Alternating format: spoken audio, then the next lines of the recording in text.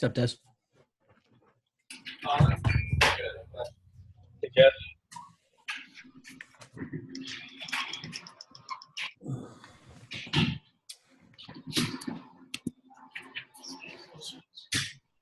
You guys with me?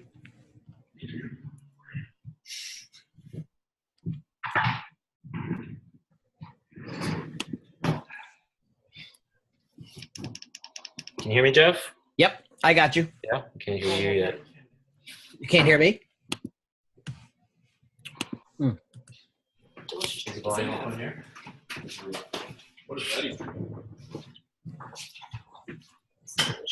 Looks like you can do a funeral.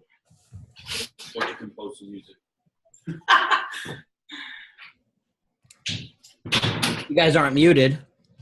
There you go. Now we can hear you. Okay, good. You're looking sharp. Thank you. Sometimes we have to clean ourselves up a little bit. There you go. Sometimes. Sometimes. I had a breakfast this morning. Looking music right now. Can you see us all? Yes. I usually see everybody except usually Cody hides in the corner. Of course. That's Yeah, but I see him now. All right, now move up. All right, there you go. And he's eating while I'm handling food. Good afternoon. Yeah, I had a breakfast this morning. You probably saw on social already. My son got some, not an award, a scholarship. Wow. Congratulations. Thanks. Yeah, and any money towards college helps. Let's just say that. Well, when you have 6 kids, yes. Yeah. So now we told them, hey, we only need about 30 more of those scholarships. We'll be good. Anyway, how we doing? Good. So, had a long weekend. I see you guys had a holiday, which is awesome. And, I read some of the emails some of you guys sent me and, some concern, lack of activity over the weekend, and you were enjoying some of your time. And you know what? That's awesome. I mean, that's what holidays are for. That's why we bust our asses to go out there and work so we can enjoy our holidays and our weekends. So I don't have any problem with taking a full weekend and a holiday and go have at it. I try and do that myself, although I know work overlaps and it will screw you up in scheduling and sometimes clients just don't care. Let's be honest. They really don't care. But for that, for that note, it's all just relevant of how quickly you get back at it. And you saw my message yesterday. It's, easily today you could kill this whole day just kind of getting ready to get ready. And we're still not ready. And we're not even sure what we're ready for. So, taking your time and your holidays and family time's important. It's what keeps you balanced. However, you got to have, all that stuff ramping up to it and making sure you jump right back on when you get done. Because obviously you kill a week, you're going to lose momentum. So there's 3 things I want to talk about today. I started talking about time last time, and I want to talk about leverage and control. Leverage and control is going to be kind of the focus of today's session. And while I still want to kind of go over with everyone, we're going to do our wins and losses and kind of like do our little hot seat, if you will, where we kind of talk about your personal business, because I think it's really important that your personal business gets shared, good, bad, and different, struggles, challenges, because I think we're all having those same ones. I did take a look at a lot of the new sales dashboard stuff that's in the works and happening. Would you say it's pretty much implemented at this time, Amy, or it's still in the works? It will be implemented by June 1st. Okay, so it's still kind of in that hybrid stage. We've been doing testing on it for about 3 weeks. So cool. And it's really well done. It gives a lot of insight to things.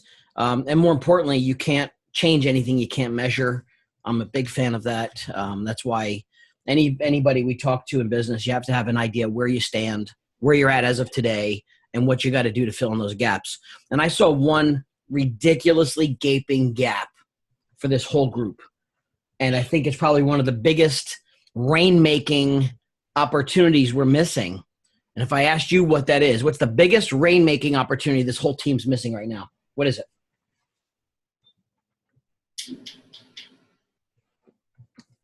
Number one thing any major top producer in the industry controls and has more of. Consistent lead generation. Close. Listings. Inventory. It's the number one rainmaking activity, bar none.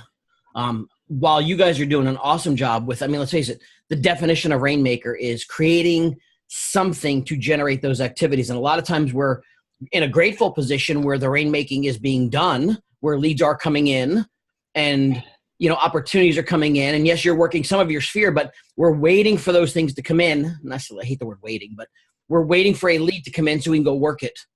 And while that's awesome and you got to continue to do that to keep cash flow, you have no leverage or control. The only thing you're going to generate leverage and control with is listings. And if top producers, you could talk to the top 100 producers in the industry, they're going to tell you listings are what drives their business. And think about it. If you had each 5 listings each in your inventory right now, not only how would it feel, how would it change your business? How quickly would they sell? 5 good listings each. Less than a week. Less than a week. No, only. Right. Sorry, depending on where you are. Right, depending on where. So less than a week, but maybe less than a month, maybe less than 2 months, if done right. 4 out of the 5, if not 5 out of the 5 would sell. So when you have that kind of demand, they're kind of, I look at it, they're the golden goose. Those are the things we want. However, they're the hardest to get, right? They require different levels of work. So what if I had to ask, what's the big challenge of getting listings? Some of you being newer, some of you being a little bit more veteran to the business. What's the big challenge of getting listings and why very few of you have any? Let's just kind of put it out there. Confidence. Okay. Yeah, that's for sure. I'm gonna jot these down if you don't mind. Confidence is for sure. Some people just aren't confident knowing what to say, what to do, where to go. I'm with you on that. I'll buy that one.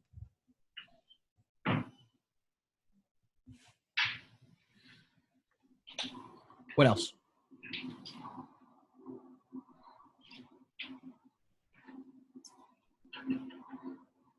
Silence is painful.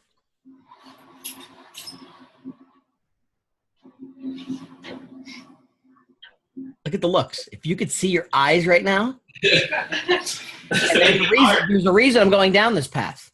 It's going to be the number one thing that drives you guys successful to the next level. All of you. Whatever the next level is, because I've seen over the weekend, you know, we do want to buy some cottages. We do want to buy some boats and cars. We do want to have those things to do on weekends. I'm with you. I want all that too. But it's going to take a different level of production and activity to get there. You could still work buyers, and I'm not saying stop ever, for the rest of your lives. They will be there, some in more, some in larger droves than others, different market conditions. But the number one thing that controls all of it is the inventory. When you have inventory, it's like I'm going to have a store, but I have nothing on the shelves. I'm just going to wait for some people to show up and ask me to go find them something. So I'm not saying it's bad. They will be there. The driving part is having the store. When you have the inventory, you get not only more selling opportunities, you get more buyers. And then the rain starts to happen at a faster pace. Okay, there were times, and don't get me wrong, totally different market conditions, not a bragging point, but the number one thing I did was list homes. And there were times, and I wish it was your market conditions, there were times I carried between 40 and 50 listings at a time, which is why before we had teams, I needed a team unofficially because I couldn't handle the weekend calls. So listings and generating those listing appointments, getting in front of more people that way is probably the biggest gap in everyone's route. I even looked at this, and this is something that's extreme to me. I'm looking at some of our goals for GCI, and it's not even to pick on who's who because I don't really even care. It's some of us have, I'm going to do, let's just say, $70,000 in buyer activity, but I'm going to do $150,000 in leases. And that means I need 122 leases done to make 150 grand on leases. Does that make a lot of sense? I want to do 122 transactions because a lease still takes time. I know they're easier. I will still want you to do them. They make money. They're cash flow. They could potentially turn into a client that will buy something down the road. They have friends and family they could refer you to. But some of you have $0 from getting sellers. So you're going to chase, I'm going to do 10 buy sides. Cool. I'm going to do 122 leases, and that's going to make up my 200 grand for the year. Has anybody done 122 leases a year? No. Was that mine, Jeff? I think the numbers are wrong on that. I just No, noticed it's not yours. No. But you're in that same ballpark too. A lot of us are in that same park. That's okay. 50 in 9 months. That's the record so far. How many? 50 in 9 months, Cody. 50 in 9 months, which is quite a bit of a hustle. I mean, I don't take away from you. I was one of the few, like, leases are cash flow and they're demanding. And I mean, they're demand, but they also take time. So I'm not saying at all, stop doing either one of those. However, some of us have like a zero goose egg for sellers. Like, to me, I would rather do, instead of 10 buy sides, I'd rather do, 10 buy sides, 10 sell sides, and maybe 30 leases. What happens to your time? Instead of having to do 120 leases, because that's what some of your goals are. I have somebody that has a goal for 175 leases. Is that right? I don't think that's right. Those must be wrong numbers. That doesn't make any sense at all. Is it?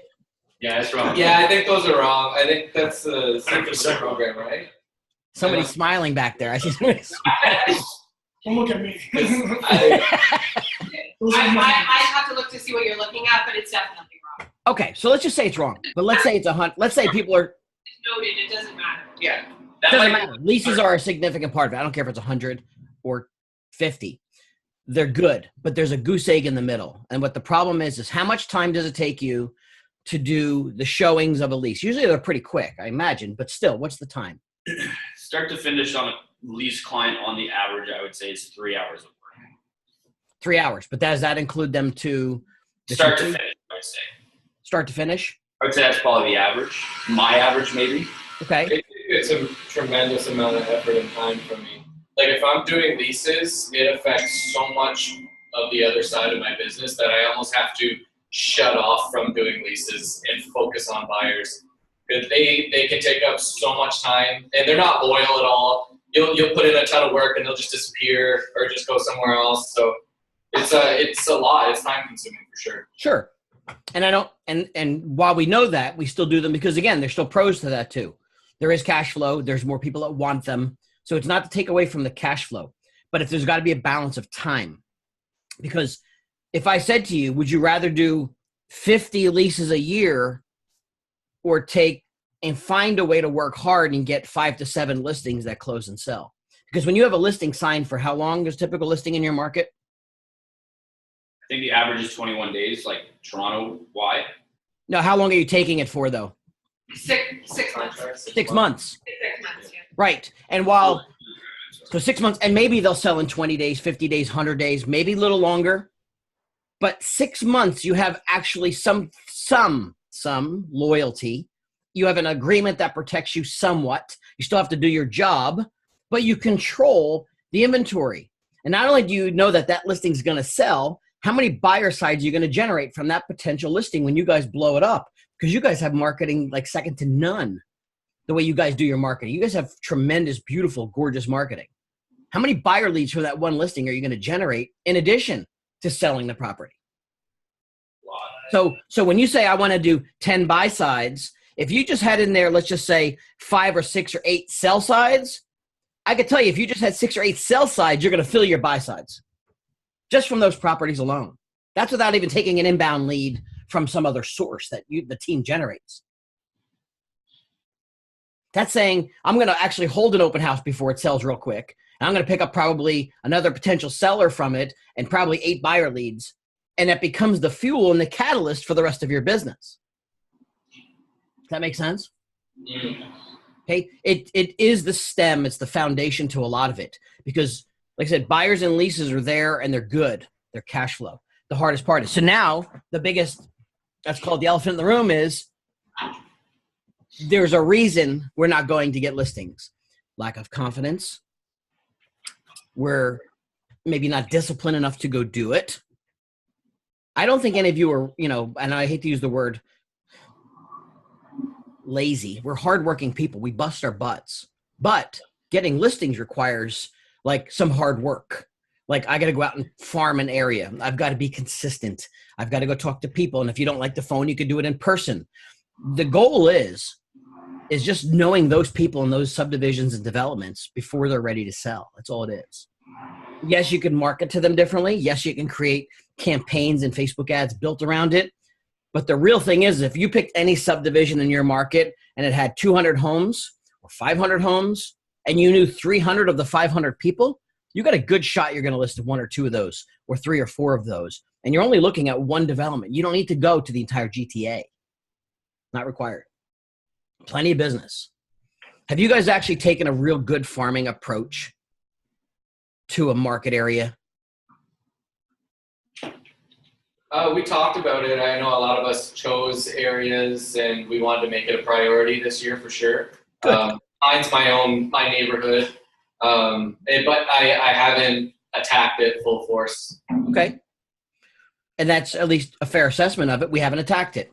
Look, we could do, you guys know this. You put anything, you put your mind to any of these things, you're going to go do it.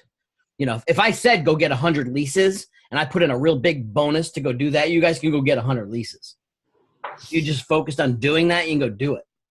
But I'm telling you, once you start to get listings and inventory, now you have your own book of business stuff that you could fall back on to win other listings, right? When you get the 1 or 2 listings in that neighborhood, you parlay those 2 listings to get the other 5 listings in that neighborhood.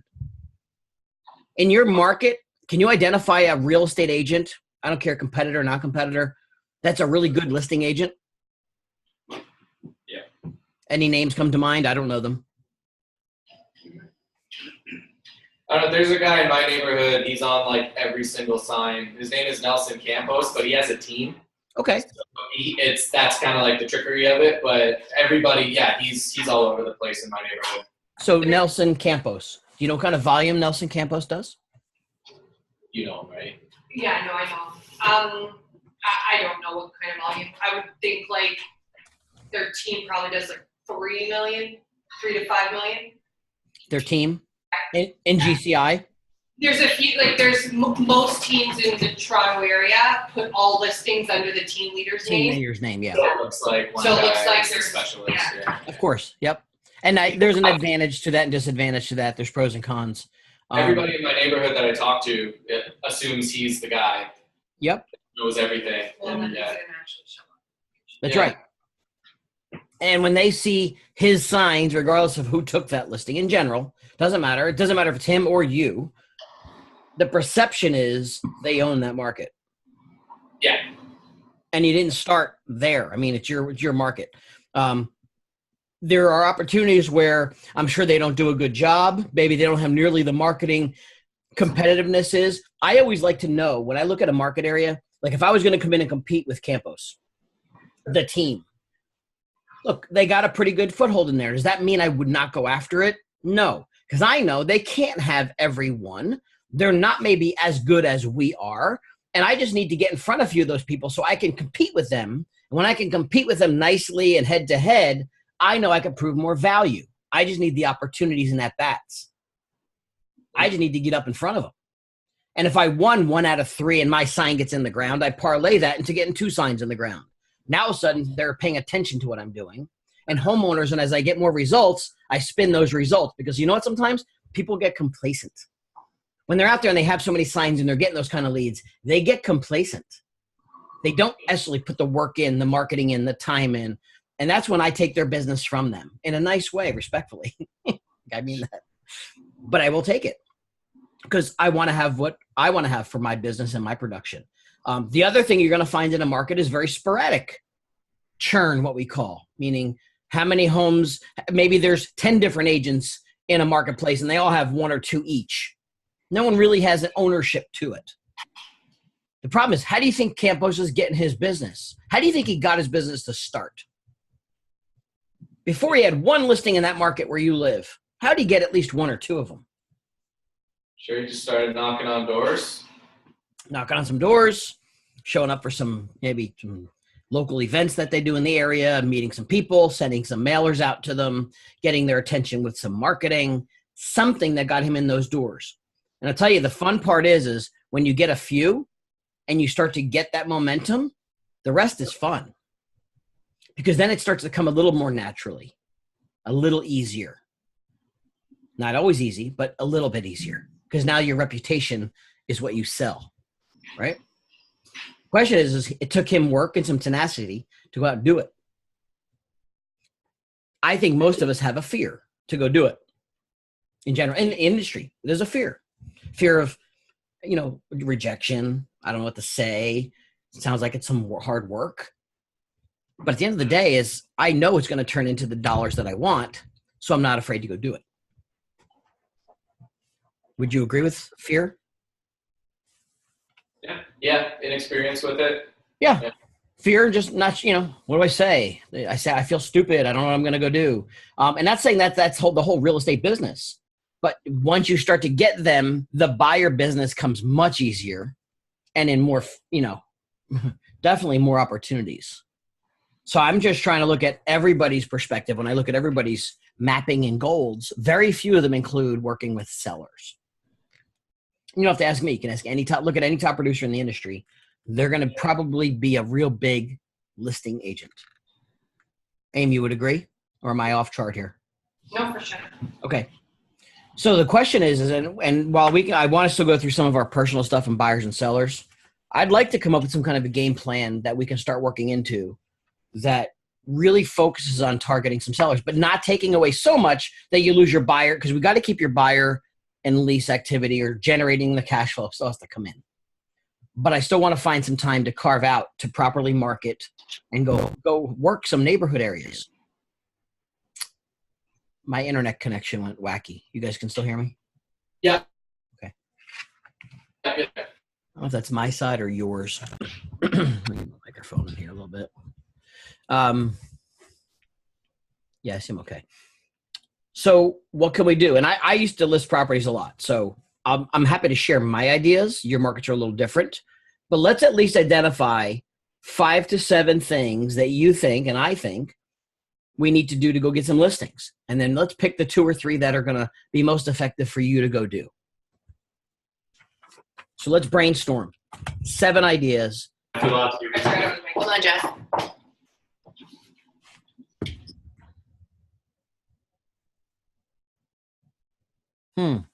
You guys froze.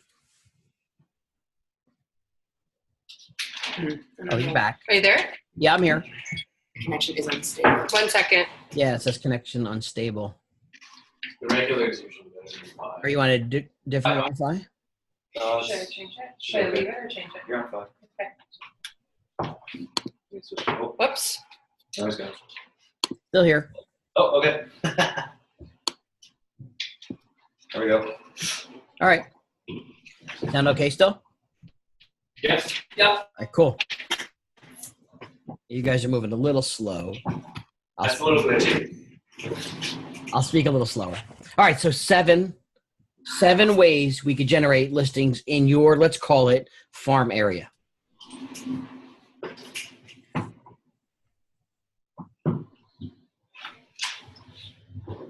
And I'm open. Let's hear it. Door knocking. Door knocking. Attending local events. Did you say attending or hosting? Both. Or networking opportunities. They'd have to be pretty local because obviously those, if you're trying to focus on 400, 500 homes in that particular market area, those people are only going to be in a certain area. Unless it's if they have an association or, a condo association, or maybe it's a subdivision with a, homeowner association, something like that, that might be fine. Do open houses in that neighborhood? Like Okay, other houses? Open house would be great. How would you get them? Contact the agents who have the listings, From your office, maybe? perhaps. I don't think a competitor would let you do that. So that's why I asked that question. We do it here. Yeah, we do it here. Yeah, internally, right. In your own office or competitors? Even competitors that are lazy listing agents. Wow. Hell, You're not technically supposed to, but we do it. And especially if the seller's okay with it. okay. Well, hell, I would do that if my competitor let me in their door. I know. It sounds crazy, but okay. Okay. What other kinds of marketing can we do? Cold calling. Cold calling. Got it? Think about this. Flip the script for a second. If you were a seller, you're in a seller's shoes. We think too hard sometimes. If I was thinking about selling my home, what are the triggers that are getting me to potentially sell my home? We have to sometimes just think, like, what are the common signs of a seller? Good opportunity to make money. So a seller is maybe my employment's changing. The value of my home has increased dramatically. Value of my home, maybe. Value is going to motivate me to maybe move. Value. Then it comes down to lifestyle changes. So The word lifestyle. downsizing, upsizing, new to the neighborhood, not new, new cities, old cities, etc. Right. Most things happen when a life event happens. Life events drive real estate for the most part. Other than some financial rewards of value, it's a life event. It's, I had 2 more babies. My kids are grown up and they're out of the house. I got a new job. I lost my job. I'm getting divorced. I'm getting married. All of those, right? Imagine if you had a list of those life events of people that lived in your area. They'd be easy conversations. You're not going to go talk about getting divorced, but they're conversations to have to people about, hey, wanted to talk to you about maybe your home and the potential of, buying or selling homes and properties because something's happening in their world. Where do people in today's world talk about those things? The internet. That's right. Magical world of social. So could you find different conversations where people are talking about life events? Sure. All day long. They post it every day. They post their stuff all the time about things that are happening with life, and not necessarily all the good or the bad in direct ways, but when people are having some kind of a life event and you're participating in that conversation, those are triggers to a conversation about real estate. Those are triggers to, I'm potentially going to be looking to move up, down, or out of the area, right? Especially when you're, like I said, when you're farming an area that has a lot of churn, meaning it's an area where they started. I think we were talking about, a few of you guys live in an area where maybe they're come in, that's their first time home, and then they're buying something bigger because they can afford to now, or they just got married, so they start here, then they have kids and they move out to the, wherever that is. Those areas better than most. The goal is to find that, I call it the feeder farm. Where's the biggest feeder? It doesn't have to be all $1 million homes, unless you want to target just those and be the expert at that. If you want the most volume, you find, where do people come and go from the most? I did share with you my farm area most of last time or 2 times ago, right? Do you remember my conversation about that? Or was I just thinking about that? I don't. I'd like to know.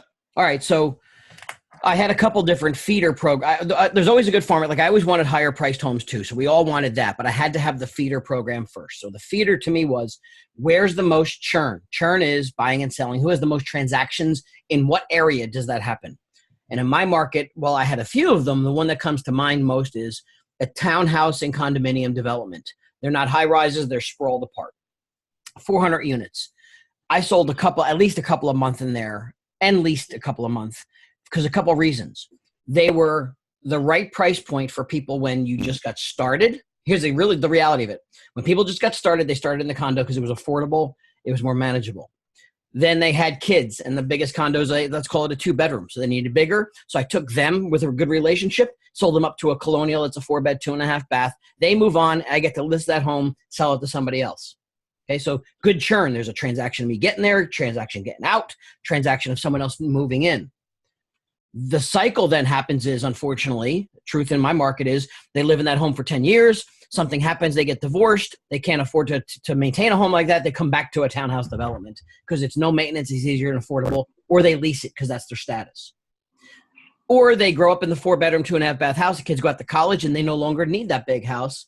Why should they keep paying all those taxes? And they move back down. See how that churn works? So I was getting people on the way in, on the way up, on the way out, and on the potential lease when they couldn't afford anything. So to me, that was the bread and butter that fed everything else. And that was just one little sample, if you will, of a what I call a feeder farm. It just was a good churnable area. They're not all like that. I also could take my market area where I live in, and because I live there, know the area, and I'm passionate about where I like to live, and I know everything about it, and I could just market that and be that local expert. You know everything when you drive those streets every day. It should be an easy farm area because they're your neighbors, basically. It's a conversation. Hey, I live 4 blocks over. I've been here for, 3, 4, 5 years. Love the area. I sell a lot of real estate.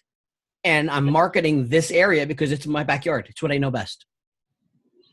Those are the other types. So there's the feeder, and then there's the consistency you want based on something you're passionate about, live in, or know the best. But they don't have to be so far spread you can't contain it. 3, 4, 500 homes, units to start. And you get to know those people. Simple as that. Those then feed other areas. Because I said this, if I could find this feeder program, just think about it. If I could sell 4 or 5 homes, 6 homes, whatever it is a month, because I'm getting the sale out of that to someplace else. I'm getting that side too. Where can I go duplicate that? Let me go do that over here, and I'll sell 3 or 4 or 5 of these a month. And I could go do that same kind of marketing, because if I did it in one place, I could do it anywhere. The same work. Same time. I can now just take it into the same concept and bring it somewhere else. Right? So where can we do that in your markets that you stake a small claim in to focus on? Because I know you've probably done it, gone through the exercises, but we didn't execute. I'm listening. So the question is where? Yeah, where? Is there a feeder market? Is there a feeder spot you could think of after I described it? Or is there a market that's consistently got some churn but a price point you really like? Because you don't want to pick $1.5 million homes if only 5 in the entire area you're picking sell in a 2-year period. You're wasting your time. You'll sell one of those, maybe. You want to find where there's good activity that are going to move the most, that'll feed you to other places. Yeah. Downtown condos. Yeah. Period. Okay. But it's just so diverse. Like there's no in and out. It's like the same product has like a $400,000 price point spread. Mm-hmm. You know what I mean? Like you're looking at a 1-bedroom starter condo, but you can also get another 1-bedroom condo that's $400,000 more expensive than that one that you're looking at. Right. You know, So what makes? Or So you can get one for 8. So it's then you're like, well, what's the starter condo versus what's the 800,000? Like you work up, and then houses are now dropping down, so you can buy a house for 900K. So there's all this sort of diversity that makes it, I guess, makes it hard. All right. So what's the difference between that $400,000 condo and the 800,000? Size Okay. and location. So which one's more desirable for people kind of just getting started in life? The 400? Well, it just comes down to affordability. Everybody wants the $800,000 condo, but nobody can afford it. Right. So what if you put them in the $400,000 unit for a few years and then they can afford the 800? You sell that one again, that's twice, and then you sell them to the 800. That's the feeder. Okay. That's the point. Not that you look, I want 800, 900 on average, and I'm not saying you shouldn't go after those. But to me, a good foundation is the feeder, because I'm not only the 4s will probably sell to more people that can afford those. Eventually they might be able to afford those, or they're going to grow out of that one. And if you do a good job on relationships and stay in touch with these people, they'll hire you again to sell them the next one. It's a 3 to 5 year play, but you get the core first. How many of those 400s could you sell? 4 or 500s. And that's not a terrible number, to be honest. You want some terrible numbers, go about 3 hours, 4 hours south of you, 3 hours south of you into upstate New York. They got guys up there. Our friends, Amy knows him, John Farrell. He's selling 150 homes a year himself at an average price point of like, I don't know, $90,000 or some nonsense.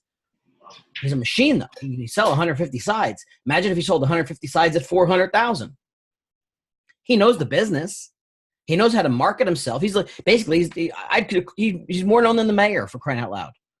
But he did it by grinding his market.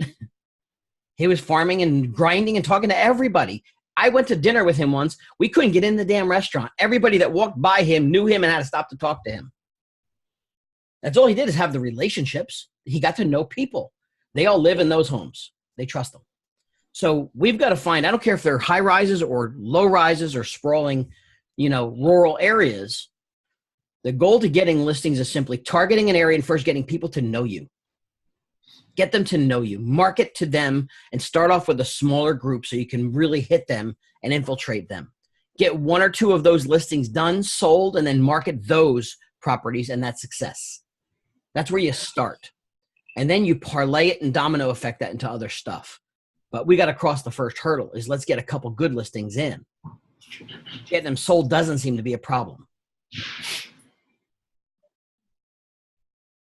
Am I freaking some people out at this point? Because I'm looking at faces and I'm not sure how to read y'all. No, it's good. Good news. This for is me. money. Look, this is big money. This is going to change the game in the way and what you're going to do on your weekends. It really is. Can we have everybody pick an area and talk about the tangibility of actually making that happen? Because I'm sitting here ready to execute. Like, you guys tell me the area, we'll help implement the plan for the farm. But I think one of the things is that, like, we did an entire farming session that included everything from door knocking, cold calling, social media. I mean, you name it. We talked about it. We had everybody specify specific areas, but then and to generate buyer leads for that area, but then stop there. So we're generating buyer leads for areas that we're interested in, but the activities are not matching to generate the listing. So, sure. I mean, what's also the most micro? Let's think about even a Facebook ad that's targeted micro at that little, call it, I don't know, couple block ratio, quarter mile ratio. You don't want a wide net. You want a really tight net, and you want to stay focused. And then, I know we talked about, and we could talk about this with Amy and Sarah on some systems and some landing pages and some other stuff.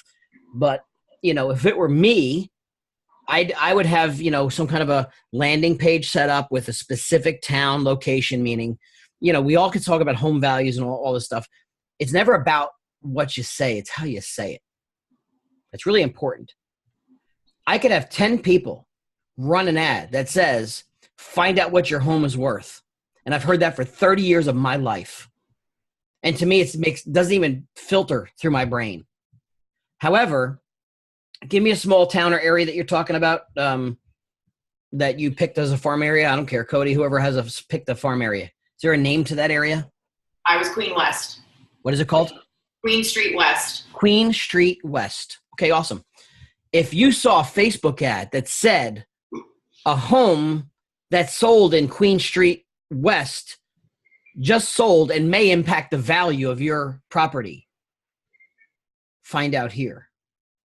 When I talk about Queen Street West and saying something specifically happened in Queen Street, and I live in that area, versus me just seeing an ad that said, find out what your home is worth, is there a difference between those two things? Yeah. I don't, because remember, we're scrolling through stuff and I see something that says, hey, something just happened at Queen Street West that might impact my home's value or might impact the potential sale of my home. Really? What just happened? I need to know about that. Well, why? Have you thought about selling? Well, no, but I might be in 6 months or I might be in a year because we talked about it, but we didn't. Boom, the conversation started. The goal is getting to those people. And I really said the same thing. I really said, I just really want to come in and talk to you about home values, but I said it in a different way. When you can be very geographically specific to that area, and that will stop them more because it's very relevant. It's more fearful on their part that they need to know what's happening in their area. Right? We're very good. I just want to ask something. So I definitely have an area in mind, Queen Street West, and I live there. And it's kind of a really interesting mix between like starter condos and then like luxurious Victorian homes. It's kind of bizarre, right? And so I do quite a few days of door knocking and had some really great conversations and got some good appointments with people. But the number one question, and I don't know how to handle this objection, is always, yes, of course, I've thought about selling my home, but where would I go? So but it's like, because that's the thing. They don't want to leave the area, but they won't be able to afford what they want. But that's that's why they would sell to get money. But then it's like, where would I go? So that's always the one question. That's like, I'm not going to say, oh, well, you can afford a condo for half the size for the same price, right? Because they'd laugh at me. But that was the kind of the one objection where it was like that brick wall that you were talking about. But to touch on that though really quickly, because I don't think that's actually a valid question anymore. Because the market's sort of stabilized where like everybody's now like sitting 10 to 15% higher what they paid for. So if you think logically, people will progressively make more money as their lives go on. That's just statistic or just stereotypically what happens. Not always, but you generally make more money. If your home is appreciated at a same rate and you continue to make money and you've not spent money, you take the equity out of that home plus your savings, and all of a sudden you can afford something that's $300,000 more expensive because you've saved, your home is worth more money. And then you can move up. And keep in mind, don't we have the big refi thing happening in the next year, this year, next year, the year after? Yeah. So they're going to probably have it to be looking at some financial options anyway. So And in the way of like moving up, it's actually gotten easier to move up now because the lower price point items are actually more expensive than ever, and the more expensive price point items are actually cheaper. The higher price inventory has dropped or stabilized, and the cheaper stuff has gone up. So if somebody's trying to move up, now is the time to do it. And that's So your that's, objection. I mean, that's a scripting thing, but Devin brings up a good point because that's what everybody says. But Yeah. what we need to do is we need to. And that's all I'm saying. I lost you.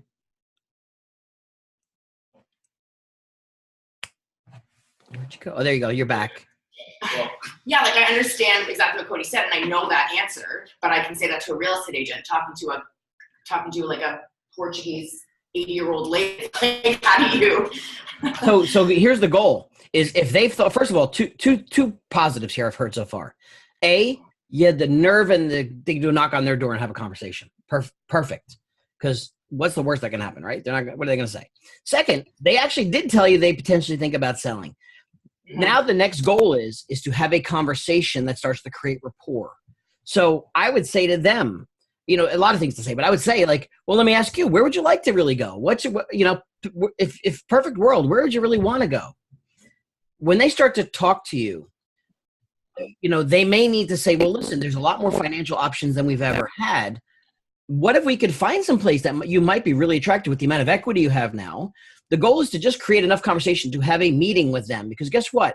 Even if you had a meeting with them and it really wasn't the right time to move, like right now, it wasn't, but you spent a half hour, a cup of coffee, and you got to sit down with them, look at the house and have a conversation, you're now in their little network. Now you're the follow-up person. Now that like, oh, she was a sweetheart, she came by, she spent time with me. Now you're part of that process that even if it's 6 months or another thing, something happens, you are that phone call away.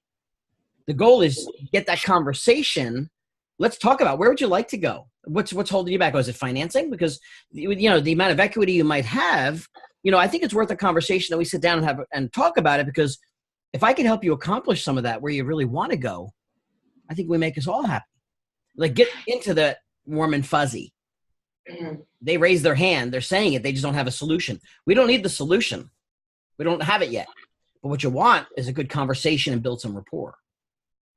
Then you'll get to learn a lot more things than you knew at the door. You'll find out about their family and then this and that. Then next thing you know, you might be having a conversation about financing and some other stuff, and they could do it. So, you know, it's not easy per se, but the goal is the appointment and the meeting. Build warm and fuzzy. You get 30 minutes FaceTime. It turns into a lot more. You know that. If you're knocking on doors, that 30 minutes of a sit down, you're talking about everything.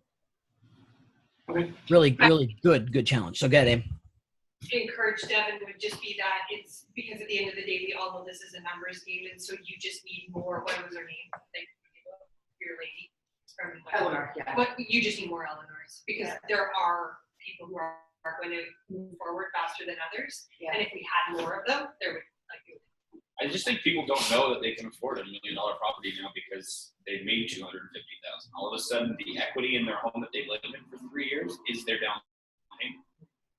Period. Yeah, that neighborhood in particular is so bizarre, because it's like people that have been there for 30, 40 years bought their properties for $100,000 and now it's appreciated to $1 million. And then so many of those people are older Portuguese grandmothers that have 75 grandchildren that they want all this space for, right? So it's like and it's like the mix of the people is so different, which I find is so interesting there, right? You have a lot of newer people that have moved in recently that are like, more around our age that are starting families and stuff. So it's really diverse, which is cool. Well, what you should do though, and diversity is very good. What you should do a quick snapshot, pull up your MLS stats or however you can pull them, is see how many in the last 12 months, how many homes did sell, and which price points were more favored, the lower or the higher ones. It's always good to have that snapshot of numbers. Which ones sold the most and how many did they sell? If out of 500 homes, if they sold, 50, okay, great. But if only 10 sold, although you live there, it may not be a great farm area. Yeah, I was just gonna say that it might be look. That's such a great idea. That's a Look good at point. the numbers because if not, then pick a new area. Yeah, and look, just because you live there doesn't mean you won't market to it. You'll still know neighbors and maybe list or sell something there. Not a big deal. The goal for this as a business is find the best churnable areas that are the biggest opportunities right now with this market. And usually it's something that feeds. Like to me, the way you just described, the higher and the lower ones might be a big advantage because they can move up to anything else, and they want to get up to something else. Find churn. 12 months out of all these homes, how many sold, and where is that? And that's where I want to get started. And if a top producer or top team's in there, don't care. What I want you to do is identify when you're looking at, okay, well, 50 sold last year in this little 500 area subdivision. Great. Who sold them? Was it a KW, a Remax, a Coldwell Banker, and a Century 21 person, or a Royal LePage? Or was it one team had 40% of it? And I don't care what the answer is. The good news is if one team has 40% of it, awesome. I'm going to study that team and how to compete with them. I'll go head to head so I could get one or two away from them. It doesn't stop me. It just teaches me who's my competition, right? If I had to compete with the North Group, I start Jeff Lobb Realty in the GTA, and I got to compete with you guys in the market area. Not that I'm not going to win them all, but I need to know what kind of marketing are they doing? Are they doing much marketing? Are they doing any social? So when I sit and they say, oh yeah, we interviewed one or two real estate agents, that's awesome. I'm glad you really did. I want you to see the differences in what we do in our marketplace because not all teams are created equally. Let me show you some of the marketing we're going to get done for your home, and I want you to compare it to others. I'm okay with that. And maybe that comes with a little bit of confidence, but I know we could take all the stuff you guys do on this team and we could blow the doors off 98% of the people in your marketplace if we spin it properly. Hands down, we could put that together. So on a listing presentation, we're confident in talking about that. I know that, and I'm not even in your shoes selling it, but I feel it. It's the truth. What I know, and I'm sure I don't even know everything. With what I know we could spin enough of that to compete with 98% of the people in your marketplace. So let's go. Execution. Find an area churn. If someone has it now, let's identify it. Okay. And then do your homework. I want to know, is it a good churn area? Yes or no? Who's your biggest competitor in there? The answer is going to be either one or two teams or one or two people own it, or it's sporadic. Those are the answers. And either one is not a right or wrong answer. It's how you're going to compete in that market area. Those two things. And then how are we going to go? How are we going to approach them? Here's 500 homes. I want them to get to know me, and I want to basically ask them who they might know that's looking to buy or sell in the area. Whether it be your personality is going to dictate it. You're door knocking. You could run some Facebook ads, very targeted. You could try and do some lead gen there. You could pick up the phone. There's a lot of different ways we could do it. Okay. So question's going to be is when, because I want to get onto some who's producing what this week. When will we have these answers? Amy, when's a good time? I know you just come off holiday. When do we want to know? Defined area. Here's the churn answer that I want. And here's how we're going to approach it. 24 hours. Why sit on it? And then we can start our plans. Tuesday, Wednesday. Okay. So by, Tuesday. I'll say Thursday morning. Yeah, I was going to say, I think most of them already know what it is. Great. I just wanted to check churn. Look, if you get it to me tonight, awesome. Give me the ballpark of, let's write these down. About how many. I don't care if it's about 500, about 1,000, about 300. I don't care what the number. Just give me an about. Fair? About how many? In the area? In that area you want to target. There's no defined rectangle. But if it's, two sets of condos, it's maybe about 800 or it's about 200. There's a reason for that. I want about how many. What's the churn, meaning about how many are selling in that area in the last 12 months? 12 months. These are going to be massive numbers for me personally. How massive and why? Just given how like the concentration of people. You probably can't market properly that massively right out of the gates. Yeah, no, I'm just saying, like, unless I want to farm like 2 buildings, because that's about Okay. 1,000 people. Okay. 1,200 people. Well, if those 2 buildings to start have good churn, good. Start there. Don't go on to 10,000. You'll never handle it. You'll just be sporadic. You'll throw a wide net, not sure what's going to get caught. Start with the 1 or 2 because once you get those 2, let's say if out of that 1,000, 80 homes condos sold last year, great. I just want you to have 5 or 6 out of those 2 buildings.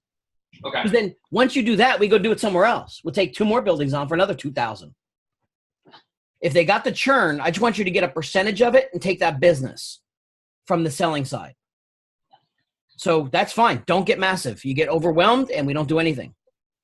So find the best churn in those 2 buildings or 3 buildings.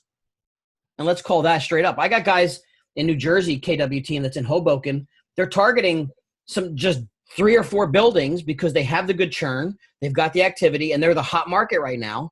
Everyone wants a piece of it. Somebody's going to get it. Somebody's going to get it. I just want you to get 5 of them, 6 of them. Then you'll get more. How many churn and who owns it? Who owns it? The answers are twofold. 1 or 2 people or teams or nobody. Good. We'll change our approach on how we target them. Okay, cool. Now, 4-day work week. You saw some of my message last night. There's times you kind of got to get going again. Who's writing deals? Who's in the middle of deals? What's some of our pipeline look like? Without me getting into nitty gritty, if you could just kind of go around a little bit, just 2 or 3 minutes recap of where you are, what you got getting ready to get written. And if nothing, let's figure out how we can get something going. Who wants to start? I don't care where we are in the room. Dev? Okay. Go ahead, Des. Yeah, I picked up a new listing last week. I remember we talked last week. I had 3 that were kind of on the horizon. 1 signed. 1 I need to find an area to move to, and then that one will be able to sign as well. Okay, so new listing. Where'd the listing come from? Personal network. Personal network. Good. Yeah, and the other one was kind of like a network thing as well. So both Okay. network kind of influences. The one that is actually under contract right now, I'm going to try and generate something out of that as well. Just based on this conversation, though, it's not the ideal spot. I'm going to try and generate something from it, but not much is sold in the area. It's kind of people sit and stay there, so it's more just to see if we can. It's not going to be a huge focus, but at the same time, it'll could indicate people are ready to start moving out. So they've been there since kind of the original time, right? It's okay, but you know what? If it's going to sit a little bit longer than usual, than most, leverage it more to do more marketing. Exactly. If it's out there for 8, 10, 12 weeks, leverage it more to do some circle prospecting on a Sunday and talk to your neighbors up and down the street because you know what? They might be thinking of selling too and get a listing from it. Sometimes when they sell in 2 weeks, you barely have a time to get the damn marketing done, never mind trying to benefit from the marketing of it. So take the positive side. If it's out there a little longer, I got more opportunities to go market myself. Lost you all a little bit. You there? Yeah, that was the plan. Hopefully, do a neighbors open house, kind of get them kind of through because they said the neighbors are pretty nosy, so that'd be a good opportunity to get some conversation and FaceTime with them. Absolutely. I used to hate, and I say this because I had a bit of an ego in the business. I'll be honest, I was a little bit too cocky sometimes for what I thought I was doing. I used to hate nosy neighbors. I used to hate open houses. And I was foolish to lose so much darn business because of my ego that nosy neighbors are great. They love to talk. And when they want to talk to me, I will ask them questions about stuff until they give me other answers, until they refer somebody to me at some point. They just didn't know they referred me somebody. Let them talk. Ask them the questions. How long have you been here? My gosh, anybody's looking maybe to come to the area. Have you thought about it? Let them talk. I mean, obviously at the right timing. The open houses is permission to market. I used to be so stupid and not do them because I don't want to waste my time. But my time, I missed opportunities of going to get more buyers and more listings because I'd really use open houses to get listings. I want to find somebody that's looking else to sell. Yeah, you got something you want to buy, but what do you have to sell? So those are things. So So that's good then. So good. New listing coming on. You got anything written contract wise, buy side? I got a couple hopefully this week I'm working on. So it's just kind of like in the process. It's been kind of a couple weeks on the go. So just just chasing the properties, getting into the right areas. People they're not entirely sure where they want to be. So the net's like pretty big for them.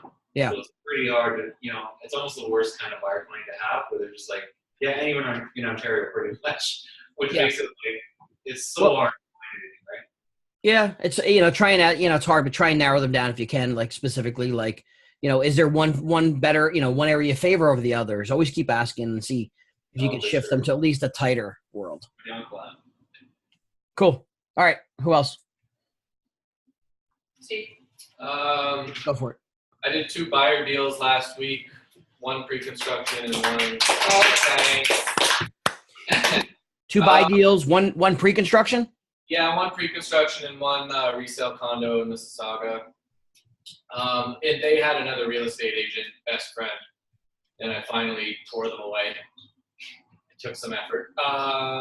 Nice. I want to do 2 more this week. But it seems like a lot of my business is pre-construction. That churn that I found seems to be the super low price point of pre-construction of people who want to make those dollar signs dancing in the sky that they hear of at work and on the news, but they can't afford anywhere near like downtown pre-construction or 1,000 a square foot. So I seem to just get all kinds of first-time investors who want to make millions. All right. Well, what was the price point of that pre-construction? Other people, so yeah. What was the price point, the pre-construction? That one was a bit lucky, but it was around 635, 2-bedroom, 4%. Not terrible. A 4%? Yeah. All day. I mean, I'll get paid in 10 years, but So you get 2%. well, that's what they say. It's just that I don't even think I've been paid for pre-construction since I got my license. How do they pay that? Little up front, a little after? They say 90 days after you get 2%, another 1%. It's just whatever. You just forget about it. Pipeline money. Okay, but Or savings. It's Yeah. honestly almost like it's passive income is the way that it's automatically savings plan for you, which we don't do a good job in saving anyway. Most of the time, most of us, it's already spent. So cool, good job. You get 2 more this week, you think, or 1 more? I'm gonna do 2 more this week. 2 is the goal. I have a listing right now in an area that they're not flying off the shelves, and it's getting close to that awkward. No, it's not. It doesn't have to be awkward, but it's getting close to that conversation about a price adjustment. Mm-hmm. But this was like my first listing, more or less, like just handling it myself. I want to know that I'm like leveraging it as hard as I can be. That I'm doing all the things possible to use it to generate future business, obviously. But at the same time, there's something else I can be doing to sell this damn thing. Well, let's first, not right this second, but I would pull consensus from, our team first and just say, hey, price point wise, what do you think? Where should it be? Yeah. Everybody who's coming to the open house and such, like, I know they're going and looking at all the other houses for sale in the neighborhood, and it's just a hard no every time they come in. Okay. You just get that feeling, that attitude. It's just not standing up. Now I don't know if that's necessarily a price point or something about the property, but everything will sell for a number, so it's just a matter of what number. Yeah. Time and money. Wait longer, keep the price, reduce the price, shorten the time. Right. I mean, those are our options. We can't say that way to the seller, but those are the options. Do you think after like 3 weeks of being on the market that I should do some new kind of open houses, like you said, like maybe a neighbor kind of Thursday night type of thing? I would say try and change the day or time might be. I don't know that market area per se. Yeah, I guess. No, that you should have done that. Yeah. Yeah, I mean, some maybe Amy or someone know a little bit more about timing of that, but something different for sure, just to mix it up a little bit. And circle prospect it too if you can, for sure. And price improvement. All right. really new Yeah, price. exactly. Like, don't do a price change. Take it off the market. And leave it for 2 days. Then do this. Yeah. Drop it by like 20,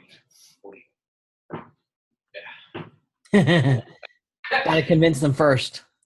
Yeah, because he needs to walk away with something to get to the next place, and if it starts dropping, like the price made a lot of sense 3-4 weeks ago, but things in that area are dropping like crazy. They are in all the suburbs. It's not. Yeah. It's not this. It's the whole area. Yeah, and you got to show them that. You got to show proof. It can't come from your mouth per se. Yeah. You got to have factual proof. Yeah. Cool. All right, who else? I'm working with some higher end lease clients this week, and I did a lot. I think I talked last week about really going through like my A and Bs and kind of bumping them up a little bit. So Nice. I have a pretty good chunk of people that are seem like they're motivated to move up to A's. So I have 3 buyer consults booked this week. And then I had a lot of fun networking over the weekend, actually. I picked up like 5 or 6 lease clients, like just through a small network of just people at the cottage. And they all have lots of money, so they're leasing now, but them and their friends will buy something eventually. So Sweet. 4 people on, my MLS search now as of Sunday. So yeah, just getting back this week of things, and it's good. Nice. And so your weekend at the cottage turns into naturalness of people love to talk about that stuff, especially when they're relaxing and they'll gab away, leverage that. I mean, not that you want to turn it into work, but it's just a natural conversation. And that's exactly what it was. It was like, and 2 people have reached out to me this morning saying, thanks so much for the information. I look forward to seeing you. And so yeah, it's actually worked out really, really well. Nice. Good for you. Yeah. All right, cool. We'll get the leases done. There's cash flow. Keep them coming. And then you'll find alternative to some buyer sides too. Yeah, exactly. Cool. Just started up working with Yeah, man. a number of lease clients, learning very quickly who to kind of vet out a little bit more in the beginning. I had a few drop off over the last few days for various reasons. Wrote a deal last week that was accepted, lease deal, so that was good. And probably hoping to get three more lease deals done by this weekend. You have them in the pipeline already, or is this like a real? Yeah. Cool. Okay. So you have them ready to go. Just got to get them locked down. Yeah, exactly. It's amazing how fast your lease deals come together in these things. So, what's the average lease you're talking about here in some of your clients now? I've been posting between 2,700 and 3,500. Yeah. Good numbers too. Okay. So got to try and take from that as you're working those, don't lose focus on finding the buy side of buyers and or listing opportunities really. Because this is what you do in the between stuff. For sure. Yeah. Who else is writing stuff? What else we got? I've got about 3 to 5 A buyers and then a few Bs that I'm just going to slowly work up. Well, one that's an A who just jumped back to a B. She's the worst person. But then the rest of my week is just genuinely dedicated to managing my follow-up boss and getting a lot more calls in. And then based on today's conversation, I'm actually going to reach out to all of the buyer clients who have put into properties in the last 2 years and update them on what the current value of their home is based on the last 6 months worth of sales, and either have a conversation where it might still be premature to list, but if they've got friends who they've met in the buildings, or if they are in a position to pull equity out to further invest into something else, whether it be pre-construction project we have access to, I want to do that as well. So I'm going to focus my time on the warm leads in my follow-up boss to generate them from C's and B's to A's. Touch base with all my past clients who are in a good position right now, and then work with the current A's that I have. Also, would love to write one. My goal is I'd love to write 2 this week. So we'll see what happens. So are these people you're going to be calling from prior sales? Do you think they'll still know you, remember you, feel good about you? For sure. Okay. So could you do me a favor? Yeah. See how nicely I said, could you do me a favor? How quick was that response? Yeah. I'd love So, so let's think about that term that I just used. Could you do me a favor? As you're talking. Oh, could you? Yeah. See how quickly you responded? Like, yeah, sure. What's up? So it's one of my favorite ways with people that I kind of know to ask a question for more business without asking. Okay. I'll say, listen, your home value is great. You probably have another 30 grand in equity. If you don't mind, could you do me a quick favor? Yeah, sure. What's up? I'm looking to grow my business this year. I'm looking for other opportunities. Who do you know that might be looking, maybe some friends of yours that might be looking to buy or sell? I would love for you to keep me in mind for some potential business and referral business. By me asking you to do a quick favor, you're giving me permission to ask you. I just like that because it flows nice. And most people are like, yeah, sure. What can I do? Just, it's my little way. It doesn't have to be yours, but it works for me. If you try it and it works for you, great. I love how quickly people go, yeah, sure. What can I do? Look, I'm doing really well in real estate, loving to grow my business. I would love for you to think about or come across somebody that might be looking to buy or sell for you to recommend to me. Would really be helpful to me. And I really appreciate it. I'll be ready to help you when you're ready to. Boom. Cool. Love it. Yep. Can you please do me a favor? Okay. Who's left? Anybody hiding about there? I see you. I got you. I never hide from you, Jeff. You're quiet today, though. You're very quiet. I'm always quiet, actually, until when I'm spoken to, and then you can't shut me up. Well, then I'm gonna have to speak to you a little more directly, then, because I was waiting to see that personality shine through. Let's go. What's going on? I've been telling everybody the same thing. Then sooner or later they'll tell me to shut up. You know what? Things have sort of picked up a little bit more. Majority of leases, but still focusing time on calling warm leads from people who I've worked with in the past, and there's a few B's, B pluses, I would say. Okay. Send them to A's. Okay. But obviously, we still got B's and B pluses, they're awesome. And while I don't want you to stop doing that, how do we find some A's or A pluses so you can get some money in your pocket? Well, I think a lot of the ideas that you brought up today and following up with Amy is something that I'll definitely work on. Yeah, I mean, look, there's a lot of hours in a day, and B's are good to have so you have somebody to talk to move them up. The goal is if, that pipeline of 4 or 5 A's, A pluses, because we can get you right in 1, then to 2. Now you got some confidence going into some of that. Now some of that turns into other business.